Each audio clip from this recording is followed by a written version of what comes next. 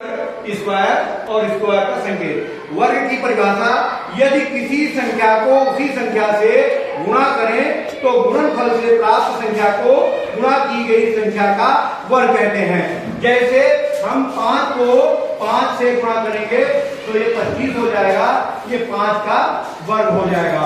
अब जैसे वैदिक गणित में है, इस बार जैसे 15 का वर्ग निकालना है तो इसको लिखेंगे 15 में एक इकाई में दहाई में एक जोड़ देंगे और 5 का स्क्वायर कर देंगे तो ये और ये हो जाएगा 2 और 5 का वर्ग। इस तरह से अब 1 और 2 की गुणा 2 हो जाएगी और 25 ये निकल आएगा। जैसे इसमें 25 का है, 35 का है, 45 का है, ये भी आसानी से निकाल सकते हैं। जैसे 11 का वर्ग करना है, डिजिट कितने हैं 2, तो इसको बढ़ते क्रम में जाएंगे 1 2 फिर 1 और फिर है 111, इसका वर्ग निकालेंगे तो 1 2 3 और फिर उसके बाद घटते क्रम में जाएंगे 2 और 1।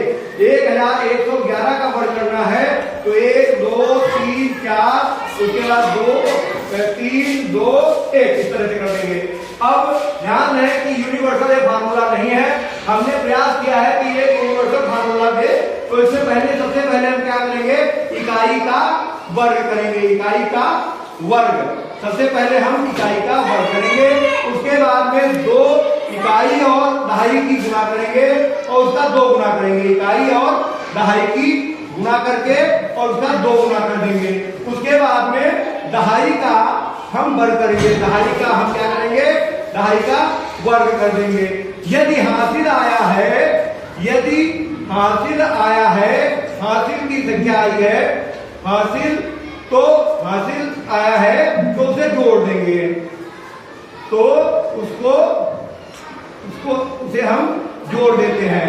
इस तरह से हम उदाहरण के रूप में देख सकते हैं।